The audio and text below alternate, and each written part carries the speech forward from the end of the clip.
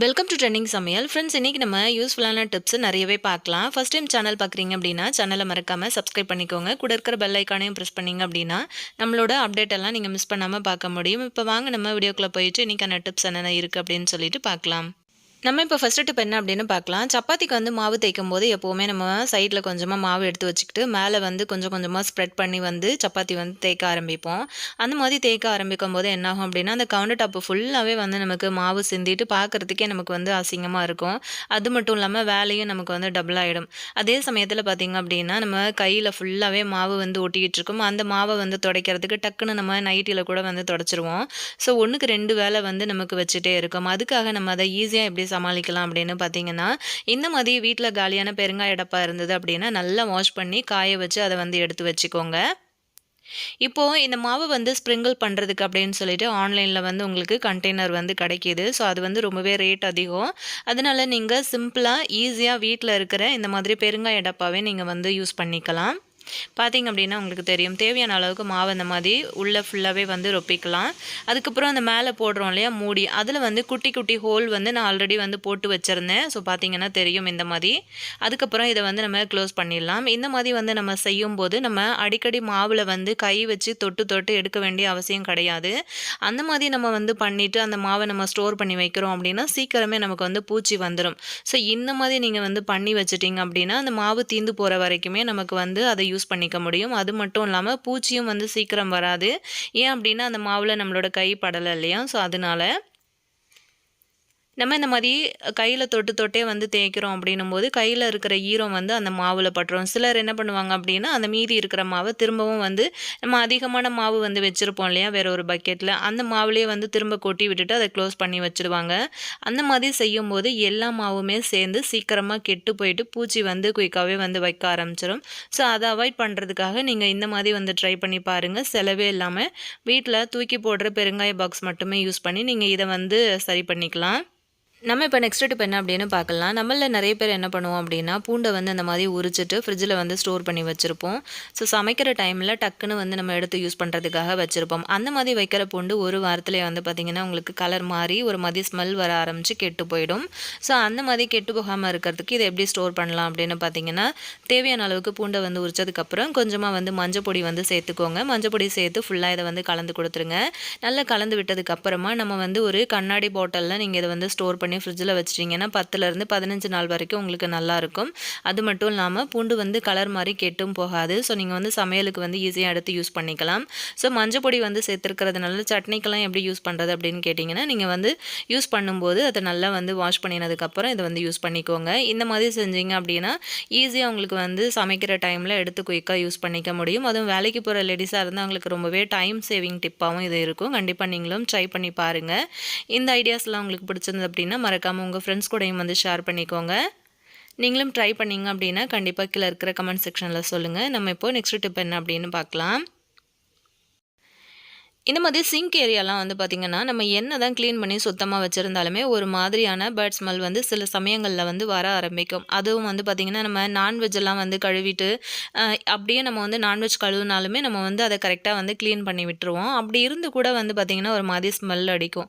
So அந்த மாதிரி smell அடிக்கும்போது சிங்கை நம்ம பார்த்தோம் அப்படின்னா சிங்க் வந்து நமக்கு சுத்தமாக இருக்கிற மாதிரி தான் தெரியும். ஸோ அதில் வந்து என்ன இருக்க போகுது அப்படின்னு சொல்லிட்டு நம்ம கேர்லெஸ்ஸாக விட்டுருவோம்.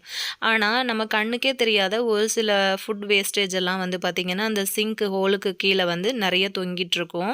ஸோ அதை வந்து எப்படி ஈஸியாக எடுக்கலாம் அப்படின்னு பார்த்தீங்கன்னா, நம்ம வந்து இப்போது இந்த மாதிரி ஒரு சிஸ்ஸர் வந்து யூஸ் பண்ணிக்கோங்க. இப்போ சிஸ்ஸர் யூஸ் பண்ணுறதுக்கு முன்னாடி அந்த ஒரு கருவேப்பிலை இருந்துச்சு பார்த்தீங்களா, அது வந்து நான் வீடியோக்காக நான் க்ளீன் பண்ணும்போது ஒரு கருவேப்பிலை இருந்துச்சு. ஸோ நான் அதை அப்படியே விட்டு வச்சுருந்தேன். ஆனால் இப்போ மீதி வந்து வர்ற டஸ்ட்டு எல்லாமே வந்து பார்த்திங்கன்னா எனக்கே வந்து எதிர்பாராத ஒரு ட்விஸ்ட்டாக தான் இருந்துச்சு. ஏன் அப்படின்னா சிங்க் வந்து ரொம்பவே க்ளீனாக இருக்குது அப்படின்னு தான் நான் நினச்சிட்டு இருந்தேன். இந்த அளவுக்கு வந்து பார்க்குறதுக்கே ரொம்பவே அருவருப்பாக இருந்தது எனக்கே. ஏன் அப்படின்னா அடியில் வந்து பார்த்திங்கன்னா நிறையவே வந்து வேஸ்டேஜ் வந்து ஃபுல்லாக உள்ளுக்குள்ளே வந்து இந்த மாதிரி சிக்கிட்டு இருந்துச்சு. நம்ம அந்த ஸ்டீல் நார்லாம் வந்து வச்சு பாத்திரம்லாம் கழுவுவோம் பார்த்திங்களா, அந்த நார் எல்லாமே வந்து பார்த்திங்கன்னா நிறைய துண்டு துண்டாக உடஞ்சி அந்த கீழ் பக்கமாக சிக்கிட்டு இருந்தது. அது மட்டும் இல்லாமல் 2 நாளுக்கு முன்னாடி சிக்கன் வந்து நான் வாஷ் பண்ணினேன் இதில் சமைக்கும் போது. ஸோ அந்த சிக்கன் பீசஸுமே வந்து பார்த்திங்கன்னா அடியில் வந்து தொங்கிட்டு இருந்துச்சு. ஸோ பார்க்கவே ரொம்பவே அசிங்கமாக இருந்தது. இந்த மாதிரி பீசஸ்லாம் அடியில் இருக்கிறதுனால தான் நமக்கு கெட்ட வாடை வந்து வர வர ஆரம்பிக்கும். ஸோ என்னதான் நம்ம சிங்க் க்ளீனாக இருக்குது அப்படின்னு நினச்சாலுமே அது வந்து ஸ்மெல் வந்து ஓவராக தான் வரும். இந்த மாதிரி நீங்கள் வந்து நல்ல டீப்பாக நீங்கள் வந்து நோட் பண்ணீங்கன்னா மட்டும்தான் அதுக்குள்ளே இருக்கிற அந்த அடைப்பை வந்து சரி பண்ண முடியும். ஸோ அதுக்கப்புறம் வந்து பார்த்திங்கன்னா சூடாக இருக்கிற சுடு தண்ணி வந்து இந்த மாதிரி ஊற்றி விட்டுருங்க. இந்த மாதிரி சூடாக தண்ணி ஊற்றி விடும்போதும் பார்த்திங்க அப்படின்னா ஸ்மெல் வந்து போயிடும்.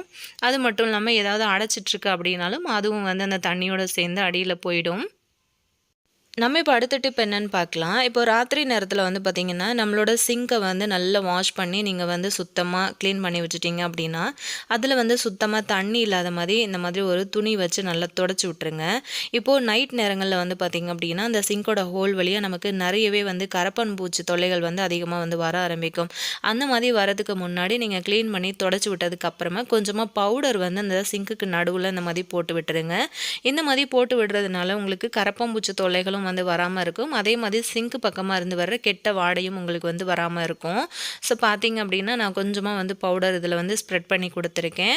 அதுக்கப்புறமா நீங்கள் வீட்டில் இருக்கிற நியூஸ் பேப்பரோ இல்லை எந்த விதமான ஏதாவது ஒரு பேப்பர் வந்து எடுத்துக்கோங்க. எடுத்துக்கிட்டு நல்லா அந்த மாதிரி சுருட்டி விட்டுட்டு அந்த ஹோலுக்கு நடுவில் வச்சு ப்ரெஸ் பண்ணி விட்டுருங்க. இந்த மாதிரி பண்ணும்போது பார்த்தீங்க அப்படின்னா ஏதாவது பூச்சி ஏதாவது வர்ற மாதிரி இருந்தால் கூட உங்களுக்கு அந்த ஹோலுக்கு கீழே தான் இருக்குமே தவிர உங்களுக்கு மேலே வந்து வராது. அது மட்டும் இல்லாமல் அந்த பவுடரோட ஸ்மெல்லுக்கும் வந்து பூச்சிகள் வந்து வராது. ட்ரை பண்ணி பாருங்கள். நம்ம இப்போ நெக்ஸ்ட் டிப் என்ன அப்படின்னு பார்க்கலாம். உப்பு தண்ணி கரைகள் வந்து அதிகமாக பிடிச்சிட்ருக்கு டைல்ஸை வந்து எப்படி ஈஸியாக வந்து வீட்டில் இருக்கிற பொருட்கள் மட்டும் நம்ம வந்து யூஸ் பண்ணி க்ளீன் பண்ணுறது அப்படிங்கிறத பார்க்கலாம். ஃபஸ்ட்டு இந்த மாதிரி வந்து ஒரு மிக்ஸி கப் எடுத்துக்கோங்க. இதில் வந்து பார்த்திங்கன்னா நல்லா பழுத்து காஞ்சு போன ஒரு எலுமிச்சம்பழம் நான் இன்றைக்கி சேர்த்துருக்கேன். நீங்கள் வந்து ஃப்ரெஷ்ஷாக இருக்கிற எலுமிச்சம்பழமாக இருந்தாலும் 2ஆக கட் பண்ணிவிட்டு அப்படியே தோலோடு வந்து சேர்த்துக்கோங்க. எங்கிட்ட நல்லா காஞ்சு போய் இருந்ததுனால நான் அப்படி வந்து சேர்த்துருக்கேன். இப்போ இது கூட வந்து பார்த்திங்கன்னா 1 ஸ்பூன்லேருந்து 2 ஸ்பூன் வரைக்கும் கல்லுப்பு சேர்த்துக்கோங்க. அதிலே வந்து ஒரு 1/4 ஸ்பூன் வரைக்கும் நம்ம வீட்டில் வந்து இட்லி தோசைக்கெல்லாம் யூஸ் பண்ணுவோம் இல்லையா, ஆப்ப சோடா, அது வந்து சேர்த்துக்கோங்க. கூடவே ஒரு 1/4 டம்ளர் அளவுக்கு வினிகர் சேர்த்துக்கோங்க. அதுக்கப்புறம் வந்து நம்ம துணி துவைக்கிறதுக்கு யூஸ் பண்ணுற எந்த பிராண்டு பவுடராக இருந்தாலும் துணி பவுடர் 2லேருந்து 3 ஸ்பூன் வரைக்கும் சேர்த்துக்கோங்க. உங்களுக்கு வந்து க்ளீனிங் லிக்விட் வந்து எந்த அளவுக்கு வேணுமோ அந்தளவுக்கு வந்து நீங்கள் பவுடர் கொஞ்சம் அதிகமாக சேர்த்துக்கோங்க. நான் ஏன் மிக்சியில் வந்து சேர்த்து அரைச்சேன் அப்படின்னா இந்த மாதிரி க்ரீமியாக ஒரு பேஸ்ட் மாதிரி உங்களுக்கு வந்து கிடைக்கணும். ஸோ இது வந்து நம்ம யூஸ் பண்ணி நம்ம அந்த டைல்ஸை வந்து தேய்க்கும் போது நமக்கு ஈஸியாக அந்த கரைகள் எல்லாமே போயிடும். ஸோ நீங்கள் வந்து பவுலில் வந்து மிக்ஸ் பண்ணுறீங்க அப்படின்னா அது வந்து உங்களுக்கு தண்ணி மாதிரி ஆகிடும். ஸோ நீங்கள் வந்து ஸ்ப்ரே பண்ணிங்க அப்படின்னா கூட அது வந்து சரியான முறையில் அழுக்கு வந்து போகாது. நீங்கள் இந்த மாதிரி மிக்ஸி கப் வந்து யூஸ் பண்ணி நீங்கள் அரைச்சிட்டிங்க அப்படின்னா உங்களுக்கு நல்ல பேஸ்ட்டாக நல்ல க்ரீமியாக கிடைக்கும். ஸோ இதை வந்து நம்ம அப்ளை பண்ணி தேய்க்கிறதுக்கு ரொம்பவே வசதியாக இருக்கும். பார்த்தீங்கன்னா தெரியும், என்னோடய பாத்ரூமில் ஒரு பக்கமாக நான் வந்து உங்களுக்கு காட்டுறேன் பாருங்கள் எந்த அளவுக்கு வந்து கரைகள் வந்து பிடிச்சிட்ருக்கு அப்படின்னு சொல்லிட்டு. இப்போ நான் காட்டின இடத்துல வந்து ஒரு 4 பாக்ஸில் மட்டும் நான் இந்த பேஸ்ட்டை வந்து அப்ளை பண்ண போகிறேன். ரொம்ப அதிகமாக உங்களுக்கு வந்து கரைகள் பிடிச்சிட்ருக்கு அப்படின்னா இந்த பேஸ்ட்டை வந்து கொஞ்சம் அதிகமான குவான்டிட்டியில் நான் வந்து சொன்ன மாதிரி கொஞ்சம் டபுளாக கூட நீங்கள் வந்து ஆட் பண்ணிக்கலாம். எலுமிச்சம் பழம் வந்து நீங்கள் சாறா, அதாவது இந்த சாறு வந்து சேர்ப்போம் இல்லையா, அந்த சாறா சேர்க்குறத விட அப்படியே தோலோடு நீங்கள் வந்து 2ஆ 4ஆக வந்து கட் பண்ணி சேர்த்துக்கலாம். ஏன்னா அரைக்கும் போது நல்ல ஒரு பேஸ்ட் பதத்தில் உங்களுக்கு கிடைக்கும். ஸோ அதனால கையில் வந்து எடுத்துக்கிட்டு நான் எல்லா இடத்துலையுமே வந்து அப்ளை பண்ணி கொடுத்துட்டேன். ஸோ நம்ம வந்து க்ளவுஸ் போடணும் அப்படின்லாம் அவசியம் கிடையாது. இதில் எந்த விதமான ஒரு கெமிக்கலும் இல்லை. ஸோ நான் வந்து பார்த்திங்க அப்படின்னா அந்த மாதிரி ஒரு 4 பாக்ஸ்லையும் நான் வந்து அப்ளை பண்ணி கொடுத்துட்டேன். கரைகள் வந்து ரொம்ப அதிகமாக ஸ்ட்ராங்காக பிடிச்சிட்ருக்கு அப்படின்னா ஒரு 10 நிமிஷம் நீங்கள் வந்து ஊற விடலாம். நான் பார்த்திங்க அப்படின்னா ஒரு 5 நிமிஷம் வரைக்கும் ஊற விட்டுட்டேன். அதுக்கப்புறமா நான் இதை வந்து தேய்க்க ஆரம்பிச்சிட்டேன். பார்த்திங்கன்னா தெரியும், இதை தேய்க்கிறதுக்கு இந்த மாதிரி எந்த நார் வேணும்னாலும் நீங்கள் வந்து எடுத்துக்கலாம். நான் இன்றைக்கி ஸ்டீல் நார் தான் வந்து எடுத்திருக்கேன். இந்த மாதிரி ஒரே ஒரு பேஸ்ட் மட்டும் நீங்கள் ரெடி பண்ணிங்க அப்படின்னாலே உங்களோட வாஷ் பேஷன், அதுக்கப்புறம் கிச்சனில் இருக்கிற சிங்க்கு, அதுக்கப்புறம் பாத்ரூமில் இந்த மாதிரி டைல்ஸு, ஃப்ளோரில் இருக்கிற டைல்ஸ் எல்லாமே வந்து ரொம்பவே ஈஸியாக நீங்கள் வந்து க்ளீன் பண்ணுறதுக்கு ரொம்பவே யூஸ்ஃபுல்லாக இருக்கும். லைட்டாக தான் நான் வந்து தேய்க்கிறேன். உங்களுக்கு பார்த்தா தெரியும், நான் ரொம்பவெல்லாம் கஷ்டப்பட்டெல்லாம் தேய்க்கலை. லைட்டாக வந்து ஃப்ரீயாக உட்காந்துட்டு இந்த மாதிரி தேய்ச்சி கொடுக்குறேன் பாருங்கள். ஸோ இப்படி தேய்க்கும் போது எனக்கே நல்லா தெரியுது, அழுக்கு வந்து நல்லாவே வந்து விட்டு போகுது. ஒரேடியாக வந்து பாத்ரூமில் இருக்கிற அந்த கரைகள் எல்லாமே வந்து நம்ம தேய்க்கணும் அப்படின்னா நமக்கு வந்து முடியாது. ஸோ தனி ஒரு ஆளாக நம்ம செய்யணும் அப்படின்னா கை வலி ரொம்ப அதிகமாக எடுத்துக்கும். நீங்கள் வந்து இந்த மாதிரி பண்ணுறீங்க அப்படின்னா ஒரு நாளைக்கு 2 பாக்ஸ் இல்லைனா 4 பாக்ஸ் அந்த மாதிரி செலக்ட் பண்ணிக்கோங்க. அந்த மாதிரி செலக்ட் பண்ணிவிட்டு நீங்கள் வந்து பண்ண ஆரம்பிச்சிட்டிங்க அப்படின்னா ஒரு வாரத்துலேயே உங்களோட பாத்ரூம் ஃபுல்லாகவே நீங்கள் வந்து க்ளீன் பண்ணி எடுத்துடலாம். பாருங்கள், நான் வந்து தேய்ச்சி விட்டதுக்கப்புறம் வாஷ் பண்ணிவிட்டு காட்டுறேன். எந்த அளவுக்கு உங்களுக்கு வந்து கரைகள் வந்து போயிருக்கு அப்படிங்கிறத பார்க்கும்போதே நல்லா தெரியும் அப்படின்னு நினைக்கிறேன். இதுக்கு அப்படின்னு சொல்லிட்டு நம்ம கடைகள்ல இருந்து எந்த ஒரு பொருளுமே நம்ம வந்து வாங்கல. எக்ஸ்ட்ரா நம்ம வீட்ல இருந்தது என்ன அப்படின்னு பார்த்தீங்கன்னா, வினிகர் தான் நம்ம சேர்த்துருக்கோம். மத்தபடி சோப்பு பவுடரு, எலுமிச்சம்பழம், உப்பு, ஆப்ப சோடா எல்லாமே நமக்கு வந்து வீட்ல இருக்கும். வினிகர் இல்ல அப்படின்னா, நீங்க அத மட்டும் வாங்கிக்கோங்க. ஸோ பார்த்தீங்கன்னா தெரியும். நம்ம வந்து வாஷ் பண்ணினதுக்கும், நம்ம வந்து தேய்க்காம அப்படியே ஃப்ரீயா விட்டுருக்கிறதுக்கும் உங்களுக்கு நல்லா டிஃப்ரெண்ட் தெரியும் அப்படின்னு நெனைக்கிறேன். இப்போ இங்க மேல் பக்கமா காட்டுறேன் பாருங்க. அங்க வந்து எப்பவுமே கரைகள், சோப்பு தண்ணியெல்லாம் வந்து படாது. ஸோ எப்பவுமே மேல இருக்கிற பக்கம் மட்டும் நல்லா பளபளன்னு இருக்கும். எல்லார் வீட்டு பாத்ரூம்லயுமே. அடியில மட்டும் தான் நமக்கு இந்த மாரி கரைகள் வந்து பிடிச்சிருக்கும். ஸோ பார்த்தீங்கன்னா, உங்களுக்கே நல்லா ஒரு டிஃப்ரெண்ட் தெரியும் அப்படின்னு நெனைக்கிறேன்.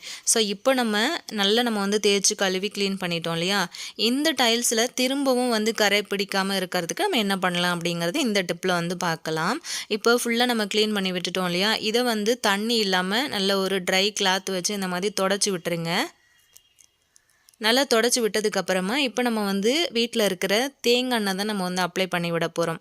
லைட்டாக வந்து கையில் தொட்டுக்கோங்க. கையில் அப்படி இல்லைன்னா ஏதாவது ஒரு ஸ்பாஞ்ச் வந்து யூஸ் பண்ணி அந்த தேங்காய் எண்ணெயை வந்து எடுத்துக்கோங்க. எடுத்துக்கிட்டு நம்ம வந்து க்ளீன் பண்ணி விட்டோம் இல்லையா டைல்ஸ், அது எல்லாம் எல்லா இடத்துலையும் படுற மாதிரி இந்த தேங்காய் எண்ணெயை வந்து தேய்ச்சி விட்டுருங்க. லைட்டாக வந்து நீங்கள் தேய்ச்சி விட்டீங்க அப்படின்னாலே போதும். திரும்ப திரும்ப நம்ம வந்து குளிக்கும்போது அந்த தண்ணி வந்து அதாவது அந்த சோப்பு தண்ணியெல்லாம் வந்து பறந்துச்சு அப்படின்னா கூட அந்த டைல்ஸில் வந்து கரை கரையாக உங்களுக்கு வந்து அப்படியே ஒட்டி பிடிக்காது. அப்படியே உங்களுக்கு வந்து வழுக்கிட்டு கீழே வந்துடும். ஸோ ரொம்பவே ஈஸியாக இருக்கும். உங்களுக்கு வந்து அடுத்த தடவை க்ளீன் பண்ணும்போது ரொம்பவே ஈஸியாக இருக்கும். ஸோ இந்த மாதிரி நீங்கள் வந்து க்ளீன் பண்ணுங்கள். தேங்காய் எண்ணெய் வந்து யூஸ் பண்ணி அந்த வாலுக்கு வந்து தடவணும் அப்படிங்கிறது ஆப்ஷனல் தான். வேணும் அப்படின்னா வந்து ட்ரை பண்ணுங்கள். அதுவே நீங்கள் தேங்காய் எண்ணெய் தடவும் போது தரையில் எதுவும் தடவிடாமல் அதை தரையில் படாமல் வந்து பார்த்துக்கோங்க. நெக்ஸ்ட் ஒரு வீடியோவில் நம்ம மீட் பண்ணலாம் ஃப்ரெண்ட்ஸ். தேங்க்யூ.